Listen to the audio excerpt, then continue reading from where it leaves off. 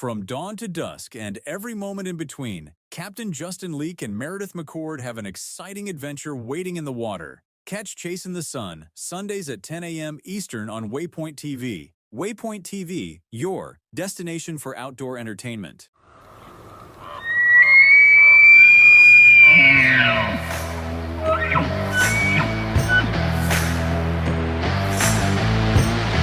Just be sitting up there jacked with Pepsi. I'm there for the pack out. You just got to pack me in. Committed to the bow early on. Like, I love getting close and putting up.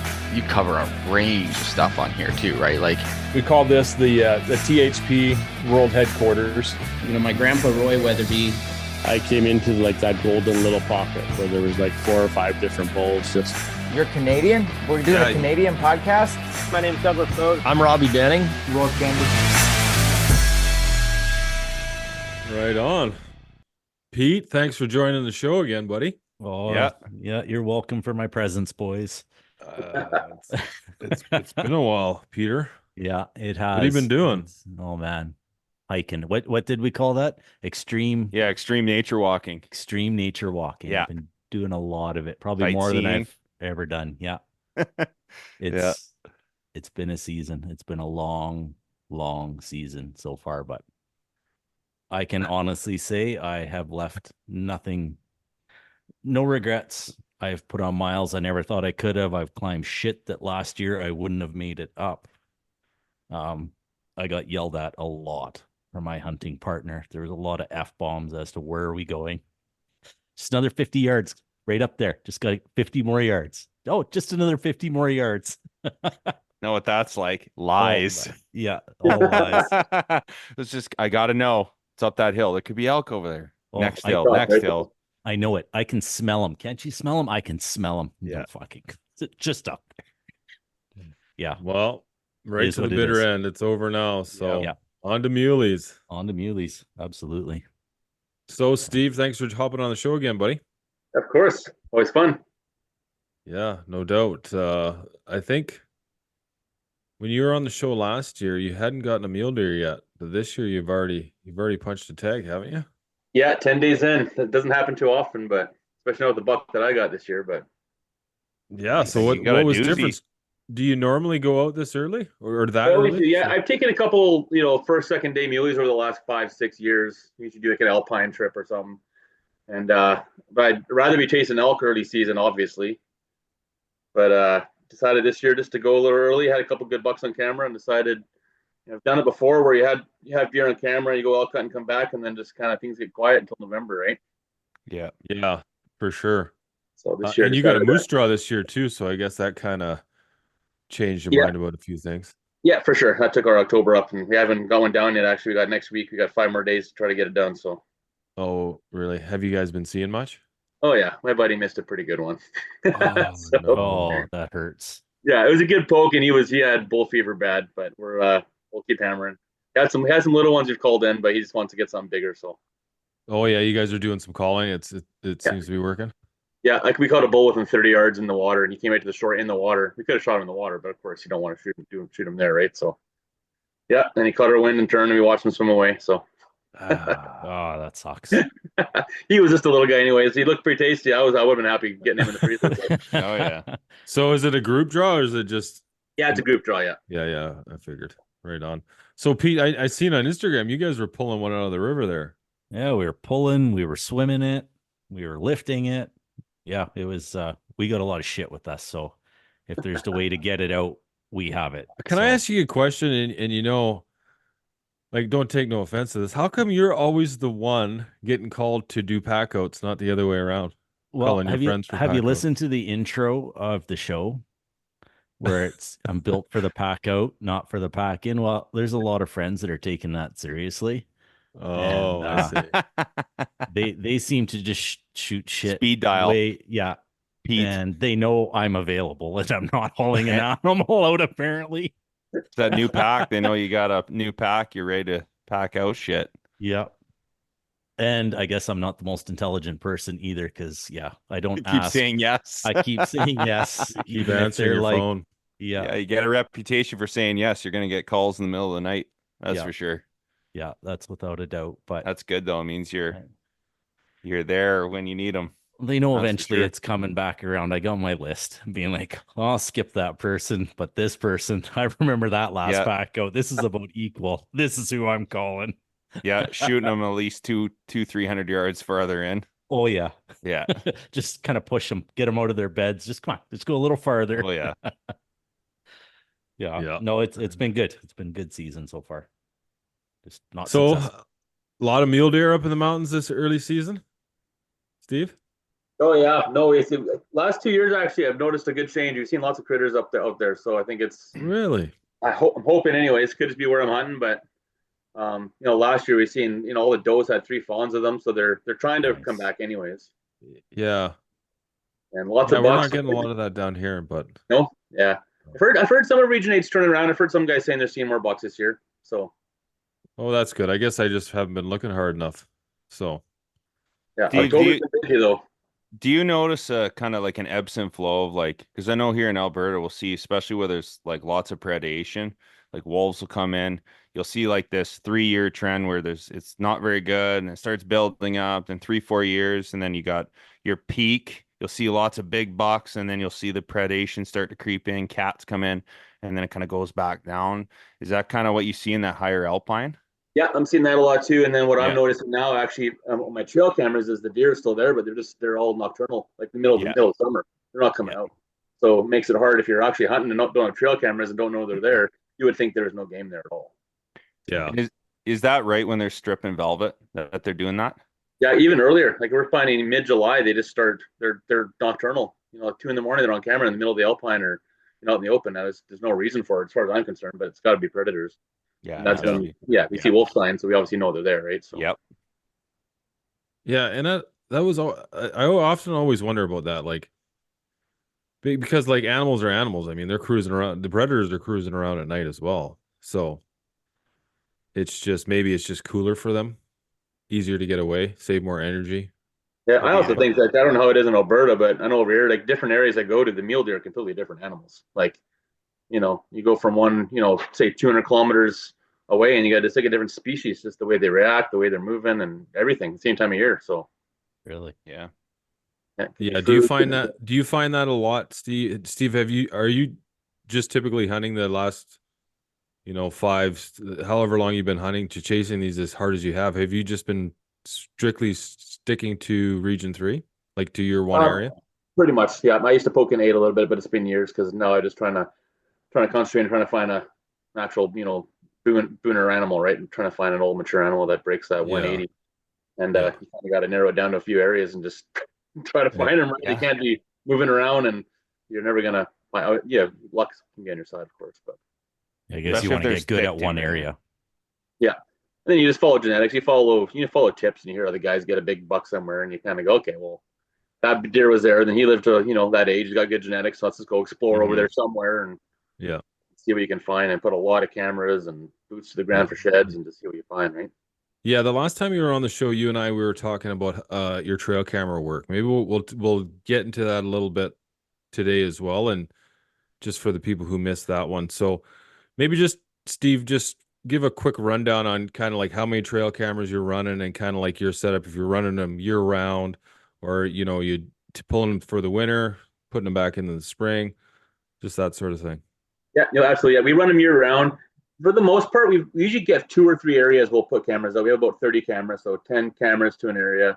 I wish I had 100 cameras, but this year we kind of put all 30 into one area and just really hammered, probably say 80 square kilometers maybe. And then in some ridges, I put 8 cameras on a 6-kilometer road, and it's crazy that the different deer you get within a small area, right?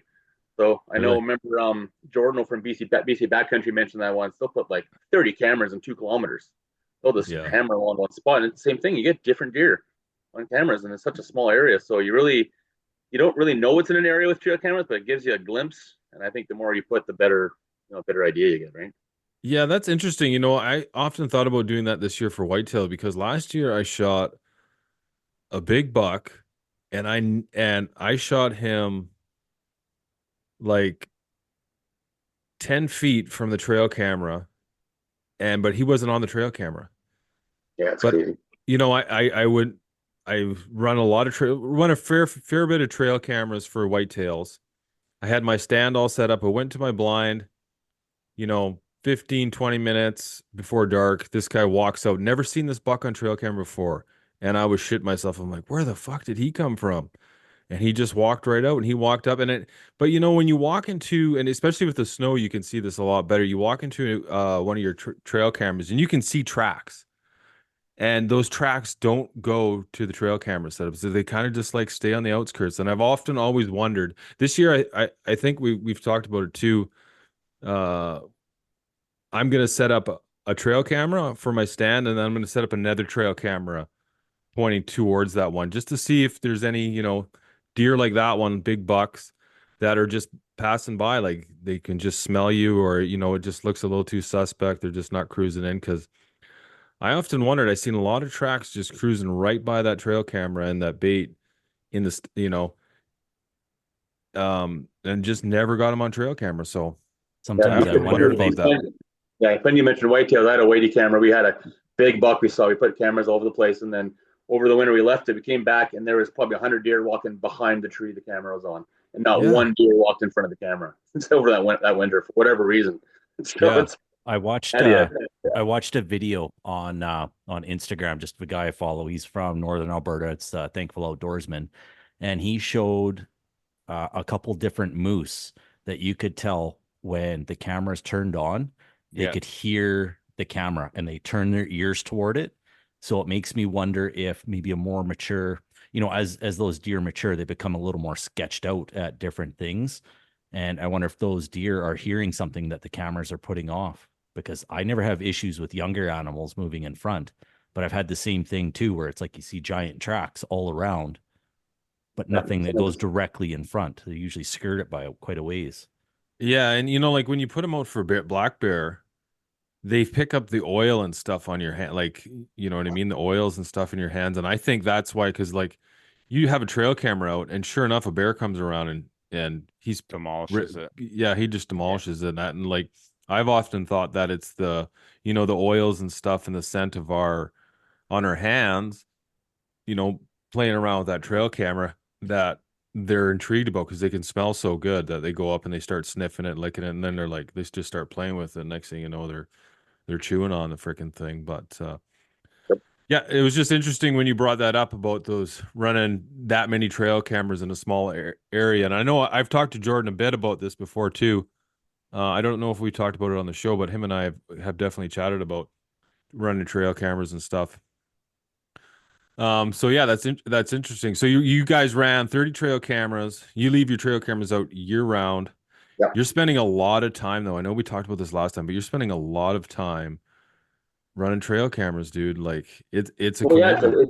It's 6 months, and we're trying not to go as far anymore, but it's hard. You want to push far and put the cameras deep away from the roads and away from people. But if you spend one day do 2 cameras, we got to go back to that camera in a month and a half, and then you got 30 of them. Well, that's 6 months of work just to put them out and then check them all again, right? Yeah. You running how often primarily are you checking them? Oh, go ahead. Are you running primarily SDs? Do you ever run cell cameras in like SDs? The only reason why is because they've changed the laws here in BC now. So after I think it's August 1st, you're not allowed to use them anymore. The cell cams. Okay. So, yeah. Which is it'd still be valuable to use them before that, anyways. But and then the service is a little broken in a lot of the areas I go anyway, so I don't know how well they would work. But yeah, that's what I found. I ran one of those things, and my plan was I was going to use it. And then when the season started, I was just going to disable this one. It was one of the stealth cams, I think. And you can pull the antenna off and you can actually turn it off, disable the cell cam. But I never got any cell, like very rarely did I ever get a picture, because it would just, you have to have really good cell service for it to take. And especially if you wanted in good quality or video. Yeah. Myself, I just don't see the point in buying it. If I'm going to buy a camera, I want a camera I can use year round, not one that I have to put to the side or anything too. Yeah. Like I don't want to have to worry about, I got to get out. I have to get out there this week to get everything turned off or taken out. Like I don't want to go in there. I want to leave it as, natural as possible myself anyway. So with these trail cameras, Steve, what kind of data are you guys really looking for? Like, are you just looking for just to see what kind of deer are in the area? You're looking for like behavioral patterns, obviously whether they're nocturnal, how long they're in the area, that sort of thing? That pretty much is what's in the area. That's for the most part. And this year we're finding, like, we use salt. We use water softener salt. That's been a game changer for us. But this year we had a lot of does, which we don't usually get for whatever reason. And we find our cameras were full in 3 weeks. So we're going up to look for our deer, our cameras after 2 months, and they're full. So now we're trying to change our settings to one picture every 2 minutes, and just, oh man. And of course, you know they're there. Yeah. Especially for the rut. Yeah, exactly. Hell yeah. But yeah, it's interesting for mule deer anyways. We find they kind of disappear middle to end of August. They really just go away from the salt, and there's still the deer there. I don't know what changes for them, especially when it's on an actual trail. I get if it's, they know where the salt is and they don't want to go to it anymore. But then we go up in the area, maybe they're gone. Then you see the deer there, you see the bucks, right? Right. So they're not leaving just for whatever reason. They're just don't want the salt anymore, I guess. Yeah. So do you guys, when you're going in, you already have a game plan set up? You guys are knowing where you're going, kind of which bucks you're going to be targeting. Yeah. When you start. For the most part. Yeah. Yeah. Well, anyways, like I said, the buck I shot this year we had 8 cameras up there, and he was not on any of the cameras. And I saw him within 100 yards of my camera opening morning. So. Yeah. Yeah. That was a nice buck. Yeah. He's a beast. That's a big buck. When they got that good mass coming up. Oh, right into the, And you know what? I didn't even realize how big he was. I knew he was big when I shot him, and I got up to him, and I was by myself solo, and I had no service. I was trying to get a bar to send the guys pictures and send. And they weren't going through. And then I just, I was thinking he was, mid 180s. I was hoping. I'm like, I didn't want to, make him bigger than he was. And I eventually got tape on him, and we saw that 193 pop up on, the final numbers. I'm like, no way. just could not believe what I shot. So. Yeah, it's crazy when you get them, like, because they look huge, but then you get one of your like 170s and you put it in their horns. You're like, okay, this is it. Like, I'm not crazy. This is a really good buck. Like, yeah. And you and your buddy, you went up a little earlier with your buddy, didn't you? And he got a nice buck as well. Yeah, so we had a buck named Trash Can that we had on camera, just a junky mid 170s. He had 16 points on him, really tight. I think he's like 23 outside kind of thing, right? Just not a very big, not a very wide buck, but he was my number one I wanted. So he was the one I was looking for on opening day. And he's a cool looking buck though, eh? Yeah, he's cool. I don't think he's even that old either. So it wouldn't be neat to let him grow a couple more years. But yeah. So what kind of elevation are you guys hunting at? We pretty much over the last 3 years have kind of found right around that 1,400 meters is kind of where we're going. Whatever that is in feet. But and for the most part, we're finding they're there June until December. Really? Like they're up there the whole season. So we kind of got lucky. We're not hunting transitional areas, so you can kind of just keep pounding the whole season and just try to find them. So how do they react to heavy snowfall? Does it bump them? It does. We find it bumps a lot of the deer. What I always find is that they would leave. After a heavy snowfall, there's nothing there, and then a week later they're back. So I don't know if they're just timbered up or what, or if they're. Yeah. But then we see them a bit down lower.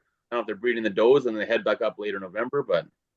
Yeah, I found that with snowfalls, like you get an early snowfall and it pushes the bucks down, but then it warms up a bit and it starts to thaw and then they move back up. I found that before too. Even during the rut, I found that. Yeah. That was last year. Same like last year to the T, exactly what you're talking. Heavy snowfall. They're down low. You could see lots of great bucks starting to move in and out. That rut is starting to heat up. And then we got a heat snap of like 15, 20 degrees. Like we had a big Chinook wind come through, melts it all off. Everything's dry. And then boom, everything disappears. Yeah. Yeah. Interesting. Yeah. They're all pushing back up. Yeah. Up back end higher. elevation. Yeah. And I know when Stuckless was hunting, that's one thing him and I were talking about. And where the area he was hunting is in Region 3 as well. And he was hunting bucks and they had the same thing. And they had a cold snap, early snow, and then it all melted, warmed right back up. Yeah. And, like I kept telling him, like, dude, you got to go up high, like go as high as you can. Like just try to get above them and look down, but just keep going high. And sure enough, he got up high, like really high. And he started seeing bucks and does. So it wasn't just them. Wasn't just the bucks that pushed back up. The does went as well. Yeah, same here. Does were out of there too. There's 20 does in the base of these valleys, and just like that, boom, evaporated. They're out of there. They're going north. Yeah, uphill. That was a weird year last year. We were hunting end of November, Yeah. like 15 degrees. It was weird. Yeah, it was really it was weird, wasn't it? It was cold. We got that early cold snap that kind of shook things up, and then it went warm. Yeah, we didn't even have any snow here because I remember I wasn't even able to track moose. Like when it turned to rifle season, I didn't have anything to track with. Like there was no snow on the ground at all. Yeah, it was weird. Yeah, really warm. So when you guys are running these trail cameras, you said this year you're running 30 trail cameras. You guys were just focusing on one area. Is that because you had more bucks in that area, or you just had like target bucks you were going after? Exactly. So I think I told you last year we were timber hunting the last 3 years, and it's pretty hard mental game to timber hunt. Yeah, I stopped doing it. It's frustrating. And the cameras, man, we had some good bucks on camera, but the 3 years we hunted, we never ever got a glimpse of any of the big bucks we had on camera. So, and we're starting to question your hunting abilities and everything else. Right? Yeah. But then it burnt a little bit this year too. So let's try this other area I had an area with lots of game. I hunted it for years. Just never put the effort into look for bigger deer. Just basically road hunted. They got bucks with the kids and stuff, and I just put a real effort in. And after the first year, we're like, wow, like, there's some big deer up here. Yeah, and is that like off the road systems up high? Yeah, absolutely. Yeah. And just finding roads we like to find roads that are a little less traveled. You know what I mean? Not that it really matters though, because where I ended up getting my buck this year was a pretty well traveled road. So. Oh, is that right? Yeah. It's hard to say. Sometimes, man, I've found some bucks in some crazy areas where there's heavy traffic, and I always just figured it was just timing. Like it was that time of the year they were cruising around looking for does. It's right before the rut. That's when I've always found you're going to see the most bucks, I find, right before the rut, when they're sniffing the air, they're ripping around, they're sizing themselves up with the other bucks, and just trying to establish themselves, like almost like setting pecking order of who's taking the hot does first. So what about like water and stuff like that? Do you guys focus on water? I've never paid much attention to water. Mule deer are pretty resilient creatures. Yeah. I think they find water where they need to, right? Because even in Region 3, you start getting the Alpine, there's no water anywhere. It's just where these deer are living, but they got to get it, obviously, right? But yeah. So like this year, I mean, depending on the time of year you're hunting. So I think last year, we talked, you're hunting in November, but this year you're hunting early. Like it's still hot and dry. I mean, even up high, it's hot and dry, and you're still finding those bucks up there. Yeah, and this area we found actually was pretty moosey. We had a lot of moose actually on our cameras, which was kind of frustrating too because they're filling our cards up full of moose. But so I know where I'm putting a draw on next, anyways. But is that right? Yeah, you didn't have your draw wasn't there, unfortunately. Big bulls. So you're like, not right where our draw zone is, and we saw so many bulls. Yeah, that's normally how it goes. Yeah, but there was actually quite a bit of water in there. We're finding we're getting all these coulees, and there's just springs and creeks everywhere where we're hunting. So it's probably why these big bucks are in there. Where we're hanging out, it's kind of in between, maybe 2 or 3 kilometers between main roads, and they're heavy in there. They're just right between where the roads aren't, right? Yeah, they're just getting siphoned right into those quiet areas. And that a lot of times too, I find up high if you put enough footwork in, you do come up with these natural springs. They seem to pop up wherever, and you do get a lot of activity there when you're for the mule deer anyway. It's been quite a while since I've chased any high mountain muleys like you. I've kind of the last little while I've just been chasing the mid valley and those bottom bucks with my bow. So I haven't really gotten to the high alpine, but man, it is a grind up there sometimes. Like you get in that thick stuff, and but it only takes a glimpse of one, and you're hooked. You're fucked. It's like. Yep. It's over. I spent so many years. I mean, I didn't even elk hunt, just chasing after some big, just you see a glimpse of a big mule deer, and you get, your eyes, they just see that buck, and then it's like it's game over. It's like, okay, well, I know what I'm hunting for the rest of the year.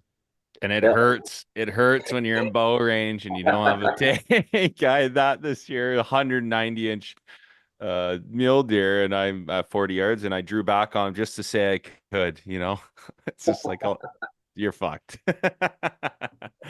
Find one when you got a tag is it's tough. In exactly like you're talking about, those big bucks are in there because they just have that alarm system around them. They just have all that noise that they can cue in on and just disappear like a ghost. Yeah, and they do, man. Like, yeah, they do. They utilize that so well. Yeah, it's incredible. Yeah. And they're in there, man. They're in there, and especially in that thick stuff. They're in there. And every once in a while you'll see them. They'll just pop out for a second. It's funny. We were last was it last weekend? No, the weekend before when we were up. Wyatt and I we were walking this trail system, and all of a sudden I turn around and there's a big buck just looking at us. Mm-hmm. And I think I told you guys just couldn't get her shit together. Like it took him, like I seen it, right? And I was trying to explain it to her. Like I was like, right there, Wyatt, and he's like looking around. You know, it's like when somebody yells big deer, and then all of a sudden, you know, your head's going back and forth. Yeah. But it's just one of those deer, and I was like, oh, dude, that was a nice buck, buddy. That was a big buck. Like he's like, oh, should we go after him? Like, dude, he's gone. Like he's gone. Like yeah. Takes a lot of discipline when you're entering those areas and just being like 100% ready. It's like it's so fatiguing. It's like you're doing that for hours. Well, we talked about this. Yeah, we talked about this, I think, on the last one, just always being ready. Like when we're talking about chasing elk, but I mean, it doesn't just apply to elk. It applies to just every aspect of hunting, no matter what you're hunting. Like it never fails. As soon as you as soon as you get comfortable, that's when something pops out. And then that's it's like, fuck. Oh yeah. Watch it slip through your fingers. But I always find that usually happens at the end of a day when you're like, oh, I haven't seen anything in a while. I'm just going to take a couple extra steps than I normally do because I still hunt a lot, and that's where I've been busted before. And it's, like normally it's 3-4 steps tops, glass, and again and again nice and again, slow, calm, and then I'm just going to take a few more, and then sometimes you catch yourself if you're lucky. Me like, okay, whoa, that was like twice as much as I normally do, and got to slow her down. And then there's the son of a bitch when you're still hunting. Yeah, when you're still hunting. Yeah. You have to be really cognizant of that. You have to be, but it is easy to get, especially when you start getting fatigued and you start getting frustrated. It is easy to overstep, take too many steps, be a little too loud. But I almost find that that's one of the most effective ways to kill those big bucks when they're exactly like Steve's talking about. When they're nocturnal like that, that's the only way to get it done. It's very tough to make stuff happen if you're not seeing stuff out in the open for whatever reason, whether that's heat or just pressure. If you don't know how to still hunt and just like ambush, like really slow down and walk, like my biggest buck, that's how I killed him. Is just being really, really slow and diligent, like glass, move up, glass to close, glass to far, glass to close, and then moving around too, getting on a different level too when you're glassing. Like, everyone's always just walking around. Sometimes I'll like get down, like I'll go lower and I've seen bucks because there's so much overhang. You look down, you see their feet, you see them walking around. Or and them you can't, laying down. and you can't see them otherwise, right? And that's why they're spotting you before you spot them, is because you're up here, they're down there laying, and they see your feet and they see your whole body exposed. You're also a foot taller than everyone else, so that fucking make when you're kneeling down, you're at our level. Like, where's all the fucking deer, guys? I can't see anything. Yeah. That's how I seen one of like that big deer when I was out elk hunting early. Like how I seen him was like I had to like lay down on my side and just like look. I couldn't see him. There's too much shit in the way. Oh, that's funny. So what do you guys, Steve, when you mainly spot and stalk? Is that the kind of method you guys are using? Yeah, no, I do a lot of still hunting. When we're in the burns, if we can find a big area to glass, I would definitely do a lot of glassing. But nothing's moving. I'm not a very patient hunter. I'm not a good whitetail hunter. I can't sit in a tree stand. I like to move all day. So, and I end up jumping a lot of deer just because the same thing you're saying, Peter, about, you're going slow and then you start walking too fast and you're jumping stuff, but sometimes it works. The buck jumps up, walks 20 yards and he stands there, right? It does benefit you too. Yeah. Something that you may have walked by too. And absolutely. Yeah. So but I do a lot of still. I like to move all day long.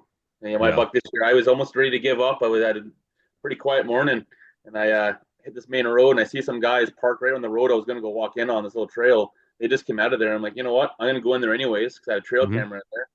So I went in there, it's about a 1 kilometer in, and then I did a loop back and got my buck. So if I would have gave up, I would never would have shot that buck this year. So Yeah, that was a hell of a buck. Good job. got to push a little further, right? Yeah. What do you guys, when you guys do your, when you are doing some glassing, do you do glassing in the morning, then start moving around? You know, how long do you glass for? What are you looking for? What areas you're focusing on? That sort of thing. Yeah, early season, it's a couple hours in the morning, and then I usually go find timbers and go find them, right? But I like November because once the rut comes, it's all day long. You know, middle of the day, you'll catch bucks up moving, chasing does, right? Just find the does, find the deer, find where the deer are, and a big buck will be anywhere, right? Yeah, Definitely for sure. September to November for sure. Yeah, but, and I think on the last episode, you and I got heavy into the weeds on the, like, actually hunting in the rut, during the rut and all that stuff. Yeah. What about this time of the year when you're not chasing moose?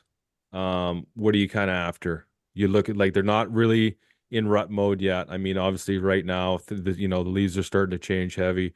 We can feel the weather's changing. You doing the same sort of thing? You just get up high, glassing early, then just putting boots on the ground, doing some still hunting? Absolutely. I find, if like I said, same thing with the burns. You get in the burns, in middle of October, they start to move a little bit. You can catch them out a little later and still be pretty productive. I killed my second biggest buck on 20th of October a couple years ago. So, but most of October, I don't kill a lot of big deer in October. I find it's pretty slow usually.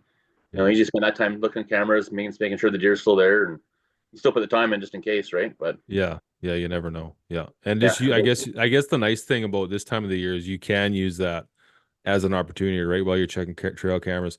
Same thing. Be diligent. You know, don't just run in, check a trail camera, and run out. You know, you never know. Always. Hunting. Yeah, for sure. In that October, I find they're in heavy timber. Yeah, that's where I've always found them. It's really hard because they're in heavy timber. They don't come out in the open. It's rare. It's usually like first and last light action, and then if you don't spot them kind of moving from patch to patch to patch, it's very difficult. You almost have to wait till the rut to even see those bigger bucks come out. Yeah, and on top of them. Yeah, and it's always the same thing. It's always like fucking 15 minutes of like first light and 15 minutes right before dark, and it's the same thing. It's just like cat and mouse every day.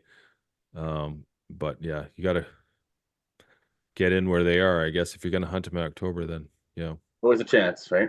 Yeah, there is for sure. Yeah, and if you're not going out, you're not gonna get one sitting from a couch. So do you get very much wind, Steve, in your area? Oh yeah, lots. How do they respond to that? They go into thick timber? Oh yeah, the big time. It drives me nuts. And this year, it's every time we went out, the wind was howling.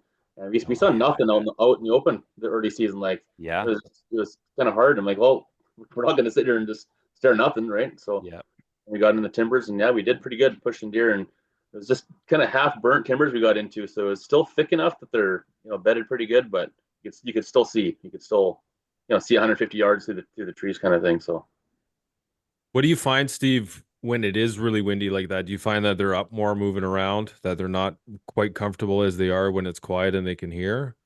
Or do you find the deer doing the same thing? Same thing, but I find when you go in the timbers, they're definitely more timid. Like, they're definitely more aware, for sure. A little more spooky, right? Yeah. Not as relaxed. Even when I'm watching, when they don't know I'm there, I'll see some deer 150 yards away. I'll hunker down, and I can see them with their ears are up. They're really watching. They're not as relaxed. Where in the wind's calm, you'll see them just bedded and playing, and they're just that's what I've always found too, is when they're in areas where they're not, where it is windy, you get in there in those high windy days, they're always just more aware because they're losing, they don't have that sense of hearing like they're used to. So they're always they can't smell very good either. Yeah.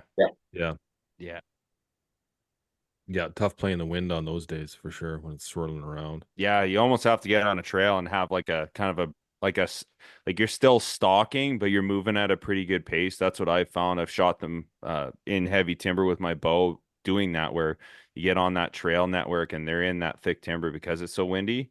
They're switched on, they're spooky, but if you can move quickly enough, you jump them and you're right in that 40 yards and you can smoke them, right? Yeah, they do the same thing. Jump up, move, look. Yeah, look at you and make a shot quick, right? Yeah. I wish I can get within 40 yards. I haven't been that lucky. I've been tempted to bring the bow out, but I don't know. I don't want to run into a buck like that and not have my rifle on me and just. Yeah. Different game for sure. Yeah. No That was doubt. last year for me. Yeah, is what it is. Still fun, right?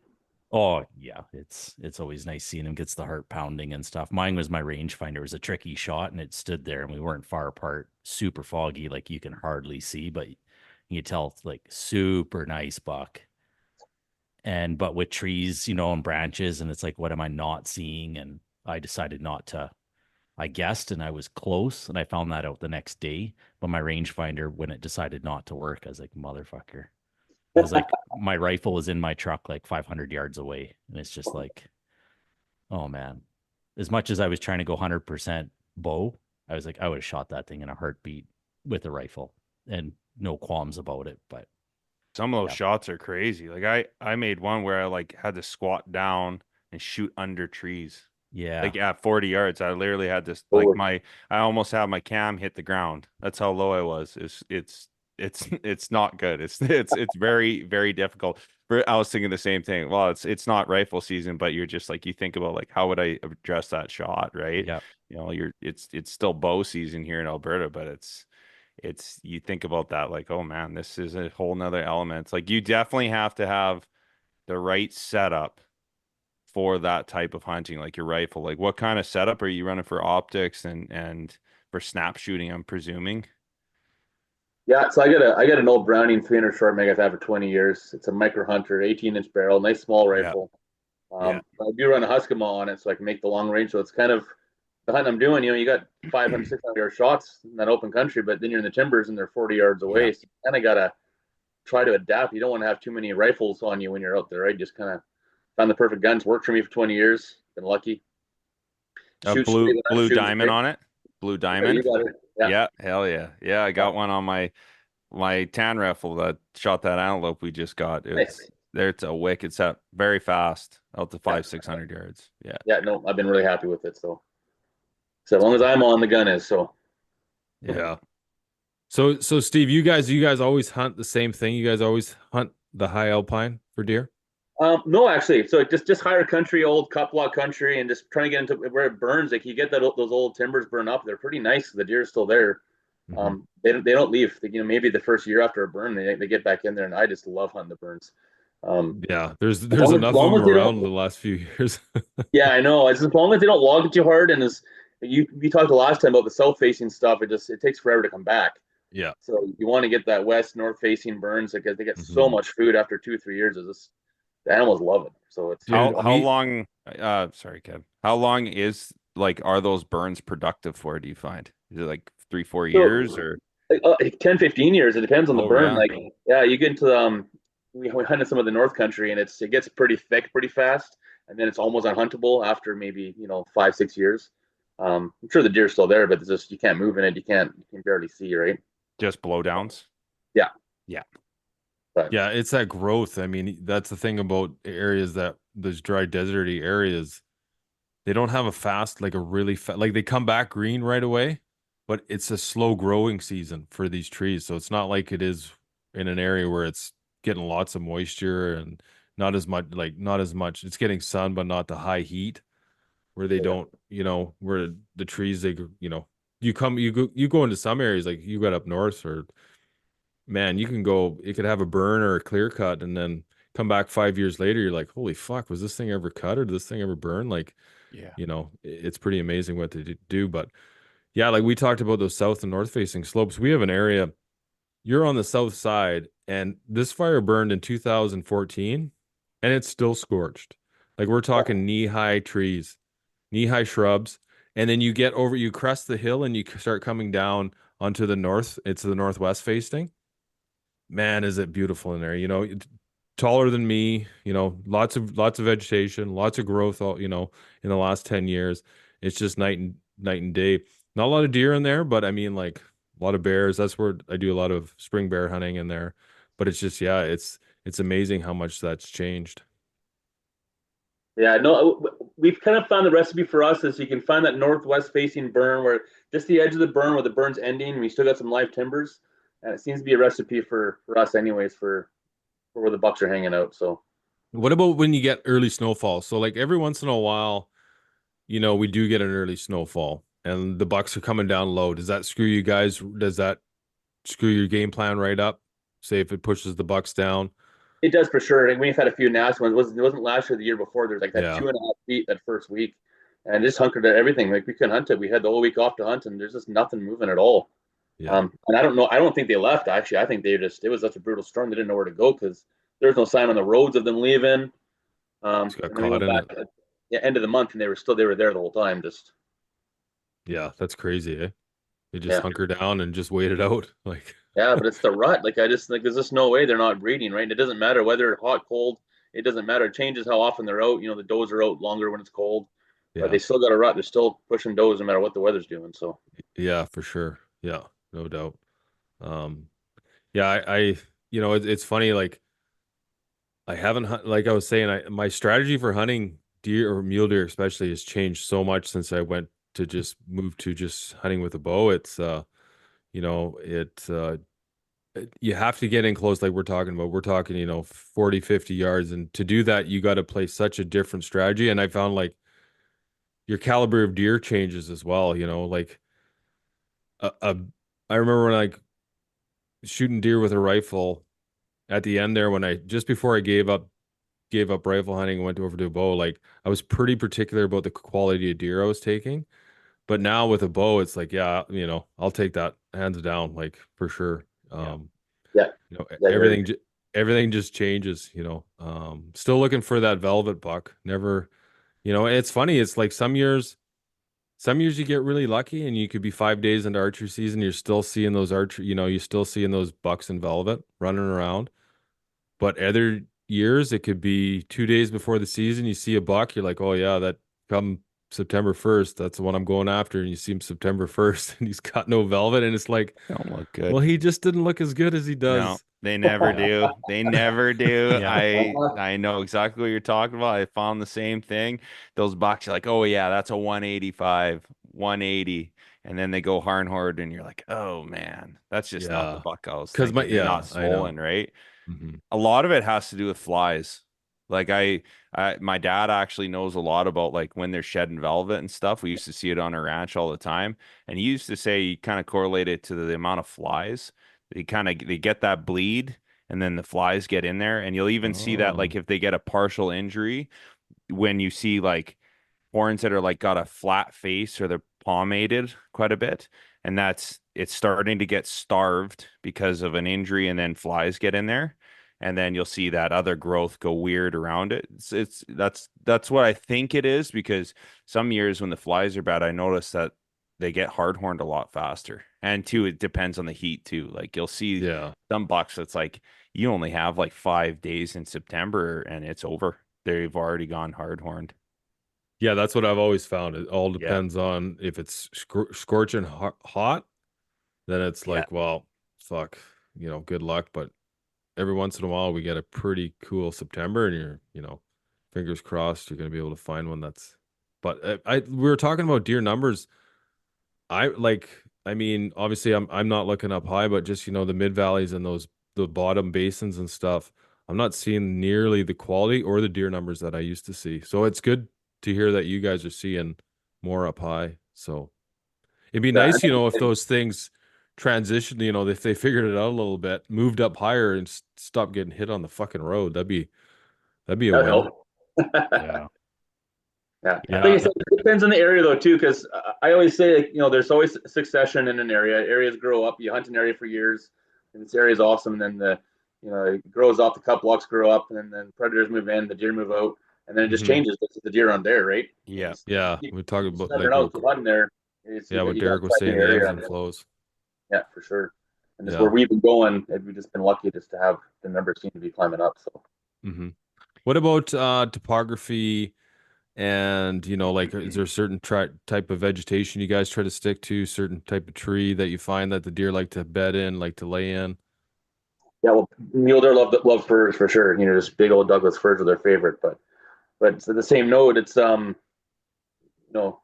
think I quoted last time. Fred Berry says, "Go where the deer are, not where you want them to be." Right? I love big open fir timbers. They're my favorite thing to hunt. But the deer now aren't necessarily there. They're there, but you get in that blowdown. I've seen bucks in like 6 feet blowdown, You need to see something shake, and this buck jumps out of the nastiest country you've ever seen. Like, what's he doing in there?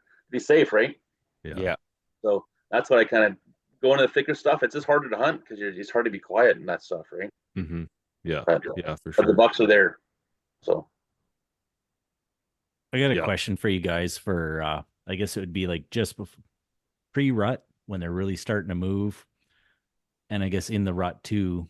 Do you guys do any, we were actually talking about this at work.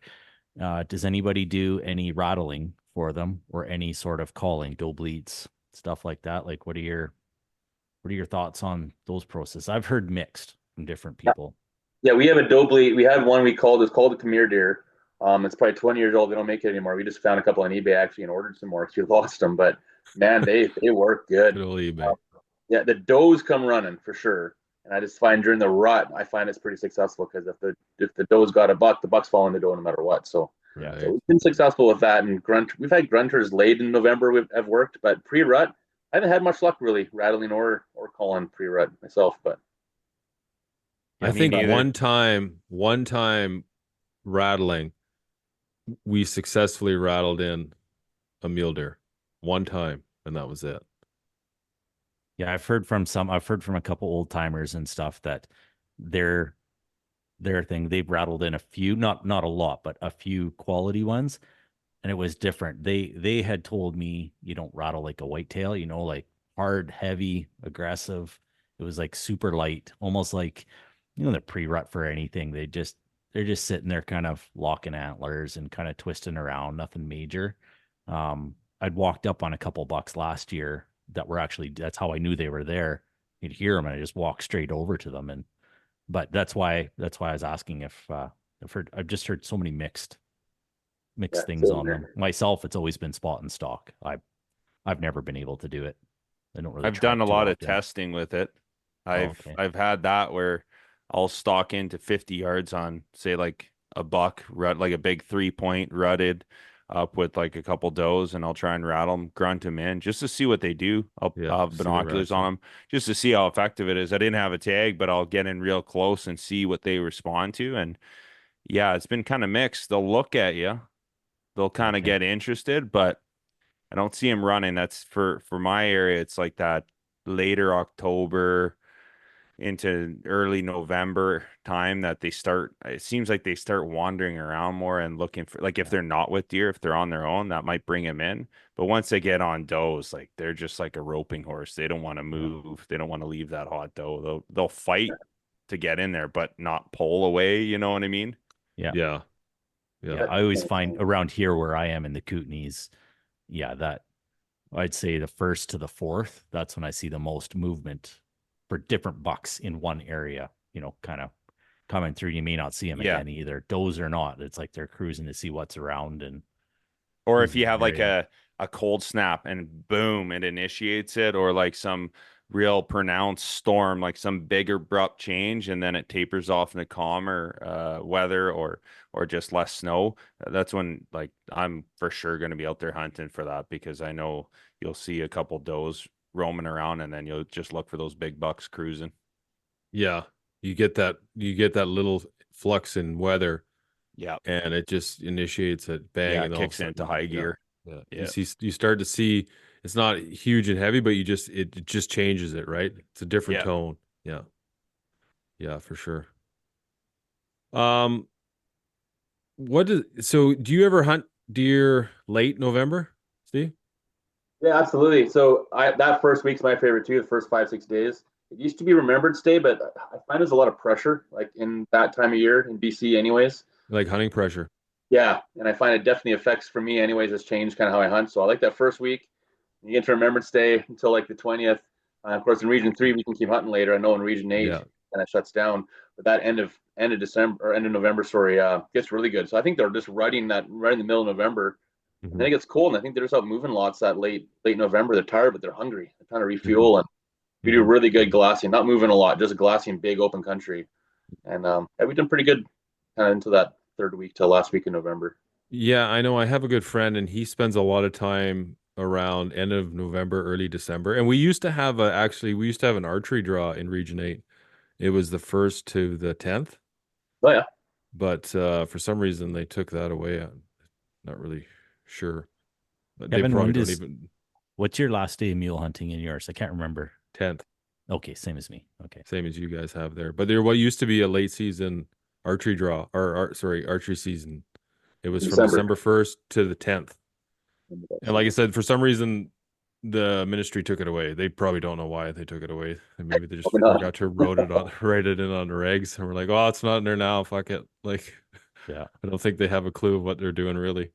But for us, I know like the October 25th, the end of October, that first opening day into rifle, like a friend of mine, he runs a taxidermy place, and I always ask him like, what's the growth? What do you see in winter big bucks coming in? He always tells me opening day, last week of hunting season, like last week in November, because what happens is he says he thinks that initially everyone has their spots and they hammer and they shoot all those target bucks. And then if you're not seeing what you're looking for as far as maturity, if you just kind of wait it out, what ends up happening is those deep timber bucks, they breed up all the does that are wandering around. And then eventually when that runs out, it's like that last week in November, and you'll get a new inventory of bucks start moving into your area. right. You see, that's usually when those like big 200 inches are coming in. Yeah. It's So you guys hard to wait. have, so you guys have a 2-week rifle season, right? Or is it a week? How does it work out there? Or you guys don't have any? It's all draw, isn't it? For us, it's like it's all draw. Yeah, for rifle, yeah. But it's like over a month. It's like a month. Yeah. When you have your draw, or just archery? For rifle. Yeah. Right. It's like end of October to end of November is all rifle.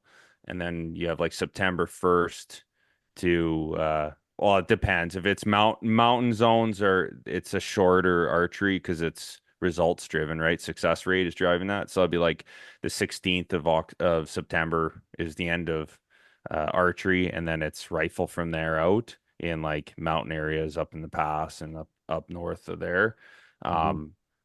But and then in the prairie zones, it's kind of like a hybrid. You got Wednesday till Saturdays to give the animals some rest because they don't have much hiding area, right? So but yeah, it goes right to end of November. Yeah. Yeah. For rifle, it's like that. Yeah. Because you think about it's bald ass prairie. You got deer running all over the place. They need some rest time. So it's Wednesday to Saturday. But that's usually what ends up happening is those bucks, they got does and you don't see them out in the open. And if you wait till that last week, it's tough though. Like you get trigger happy, you're getting worried, usually you're getting scared that you're not even going to get a tag. But if you can hold out, those humongous bucks that have been holding out, they're in there and they start coming out in the open because there's does, right? They're still around. Yeah.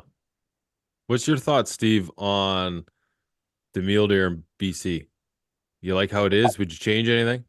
I change it for sure. I have some opinions. Like I think I would love to see some draw areas. Some areas where we know the genetics are there for trophy deer. I'd like to see it be draw only. Other areas you could still have. We have our open buck season in October. I'm not against it. They could shorten it a bit probably, but not everyone has the time to put the time in like other guys. So some guys got 1 week a year. That's all he's got, and I don't blame the guy for wanting to put some meat in his freezer or whatever, right? So, but it sure would be nice to have some areas where we can grow some big deer again, because there's potential for some big bucks in this province, and they're still out there. But when it's we're getting hammered hard, and especially in Region 3 when you got a September 1st to December 10th, that's a big long season, right? Yeah, that is for sure. So I like it. It's great for being a hunter, and especially being picky all the time. But I think that's the consensus though, is like everybody really enjoys the opportunity that we have. Yeah, but to create, quality, you have to give up a little bit. Like you're gonna have to sacrifice something, right? Do you know what I mean? Like, and I agree. Like in Region 8, I mean, first of all, I'd like to see our zones be a lot smaller. Like you get some of our, 814, and you get these areas that are so big, and it's like, man, why does it have to be so big? You know what I mean? Like there's a lot of numbers we could, get away from this. Like in Region 8, we skip a whole bunch anyway. It goes from like 8 to 8.1 to 815, and then it jumps to 822 or something like that. So, I mean, they could, cut the management units down a little smaller, and then just have have draw zones for, areas that are holding good bucks, but they can't sustain it if everybody's going in there, and let these deer grow a bit, let them create. Exactly. It's a better micromanaging too, because certain management units that just don't hold a lot of deer, and they're just wide open. You got to close those up and give the deer a chance to come back, right? Yeah, and a lot of the time those areas are good habitat for deer. Yeah, absolutely. But they just and a lot of guys know that, and they're accessible, right? And where humans can get to, wolves can get to as well. So you get you get an area where guys have a good easy way in there. There's a lot of hunting pressure, and then the wolves move in. And in BC there's cats everywhere, so it's just like it's predator after predator after predator. And then you get these forest fires moving in, and then you get these hard winters, and it's like, man, like you have a forest fire, and then you have a hard winter right after it. Man, you're not doing the deer a lot of favors here. There's not a lot of cover, not a lot of places to hide. So there's definitely a lot of things here that I feel that they could do better anyway to help manage. Especially in Region 8. Like, I don't know what happened. Like Region 8 20 years ago, man, there's a lot of big deer out there. Huge deer. And yeah. it just went away, and I don't know what's changed. I don't know why it hasn't come back. Pressure, wolves, they can blame a bunch of stuff, but you think eventually that the cycle would come back, right? But yeah, and I think it's just everything. It's just compounded, you know what I mean? Like the forest fires moved in, and then we've had so many hard winters over the last 5-6 years, and just the hunting pressure. There's been a lot of logging, so there's a lot more road access, and you get these, there's a lot more wolves. I'm seeing a lot more wolves than I've ever seen. And these wolves are smart, man. They utilize all the same thing that we do as hunters, right? They're utilizing the same road systems. They're covering a lot more ground than the deer are. So I mean, it's tough. And then, I mean, I don't think I've driven down a highway stretch and not seen a dead deer on the highway.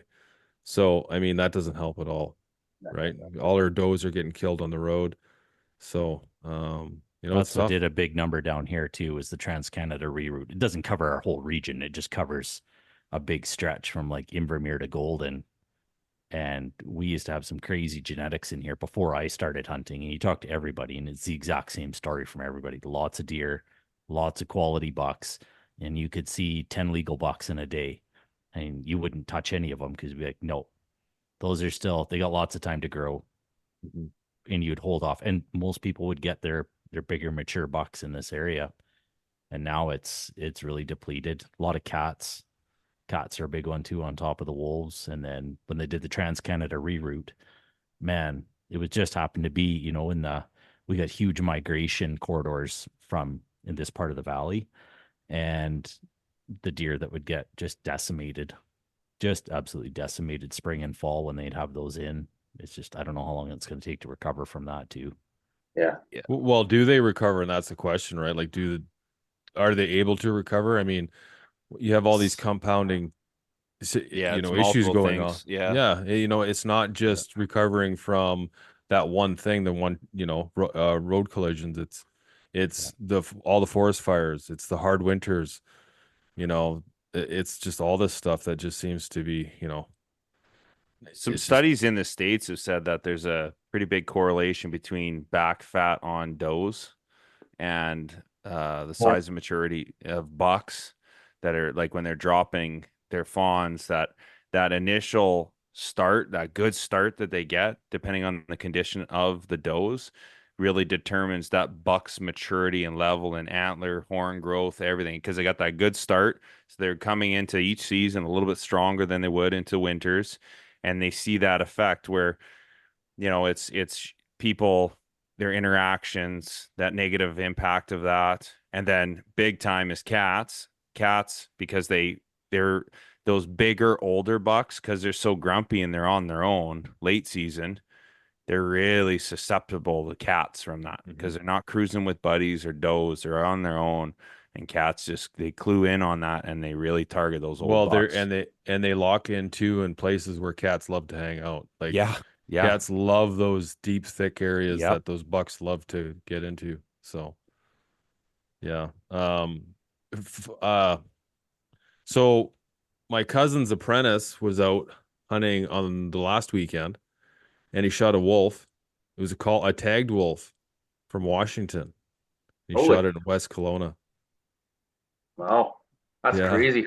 Yeah, pretty interesting. So, yeah, I thought that was cool. He was telling me about send me a pic.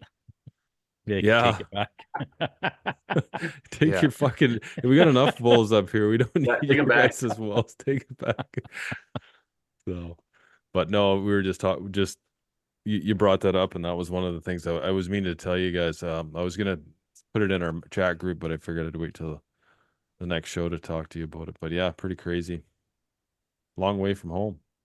I guess not that far, really, but yeah, these critters are moving around for sure. Yeah, they cruise. But that's the crazy thing, because like you're pissed off, like, oh, there's wolves in my area, but it's usually because there's good game in there too. It's kind of like it's an inevitability, right? You just got to deal with it. You have to have some backup spots, and you have to understand where they would be going, why they're going, and then kill offs and have some plans, because I personally have dealt with that so much now. You see it, and it's an inevitability, right? You get good animals, bigger animals, lots of game. The predators are soon to be in there. Yeah, for sure. Yeah, exactly. I mean, they're in there for a reason as well, right? Yeah. They're in there because they know there's animals in there. Yeah, exactly. They're doing the same thing.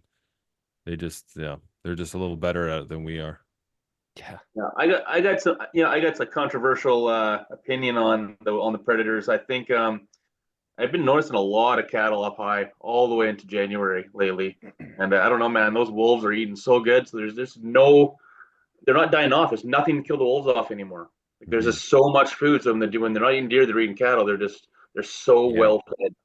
And and that's funny. I was talking to a farmer, and he said he lost in the last 3 years. He's lost 12 cattle, and he was asking me how many wolves I've seen around. And I said, well, I've definitely seen more. I mean, in this one area, we counted 15 wolves in one area. Wyatt and I. But yeah, that's a good point, Steve. I mean, that's something that, you don't really think of, but yeah, like, especially in BC, Region 3, Region 8, you get these places where, there's cattle in. Yeah. I mean, like, fuck, that's good eating right there, man. It's I'm talking the end of December, they're sitting around that 1,000 meters. Yeah. 2,000 feet, and their wolves are there, and they're eating good. That's and that's what I mean, because you get into the areas like where you and I live, you could 1,000 meters, you could easily, like, into December, there could be no snow in there, right? And they're using that. They're still grazing in there, right? Yeah. But yeah, if the wolves go in and there's no deer left because they ate them all, and then all of a sudden, or the deer move down lower towards where the humans are, but the cattle are still up there feeding. Like I was saying, that's good eating right there, right? And they just live on that, and then when the deer come back, it's just hit after hit after hit, right? And it's like, normally if they weren't feeding on those cattle that were up high, they would either die off or they'd have to move, right? They'd have to transition, because if the deer are moving down to areas that are more occupied by humans, typically you don't see the wolves following it. Well, and when those females are well fed and they're healthy, they're having bigger litters too. Yeah, that's true too. That's just a natural thing. If they're not, they're going to have tiny litters, if any. If if they're starving, and moving lots as well. Unfortunately, too, cattle's response to like predation and wolves, like my experience, when you go to round them up, you can really tell if they've been getting pushed really hard, because they try and almost cliff themselves out. You start and come up on them with a horse, and they'll start breaking into timber, climb, and that's you go and round them up at the end of the year, and that's why they're moving uphill, is because that's how they get away from wolves. And that's when you really know, you're like, okay, there's some serious either bears or wolves in the area that are really pushing those cows. Yeah, I wonder if the bears have a huge impact on them. Probably not. Like, maybe the grizzlies would, I guess, but black bears, no. Even grizzlies, I mean, like, wolves are just such an effective killer. Like, you get a good pack of wolves, man, they can do a lot. Like, a good healthy pack of wolves do a lot of damage. Like killing every day, right? That's a lot of deer. Yeah, well, that's a lot of mouths to feed. Yeah, exactly. That's what I mean. Like, all of a sudden, a big cow is looking pretty damn good. Yeah, there's a lot of deer fitting that one cow, especially when they don't run very fast. Yeah. Probably easier to get too. Harder to take down, but once they're down. Yeah. Well, Steve, I want to thank you again for hopping on the show, buddy. It's always a fun chatting, and unfortunately, we're not gonna get to see what you come up with this year. But man, you got one hell of a good buck, so I can't wait till next year. Yeah, congratulations, Steve. That's a hell of a buck. Congrats. Yeah, I A appreciate it. It's a mass long time monster. coming. Wicked Oh, yeah. buck. Yeah, yeah. Got one more we're chasing this year. We might get him down by the end of the season. So Is that right? Yeah, for Yeah, sure. it's Well, pushing- good luck on your moose too, man. I hope you Yeah. you got a couple more days. It ain't over yet. yeah, one more week left. So Yeah, right on. Real quickly, where can the folks follow you and just see what kind of deer you're bringing down? yeah, absolutely. At Muley Crazy on Instagram. That's about it. And yeah, it's fun sharing my stories. I love social media. I'm a social media nut. I just love seeing all your guys with critters and just get you pumped, right? Yeah, One guy for to the sure. next, it's fun. So Yeah, absolutely, buddy. Okay, man. Thanks a lot, eh? Yeah, Awesome. nice Thanks, guys. meeting you, Steve. Awesome. You too. Okay, guys. We'll talk to you later. See you.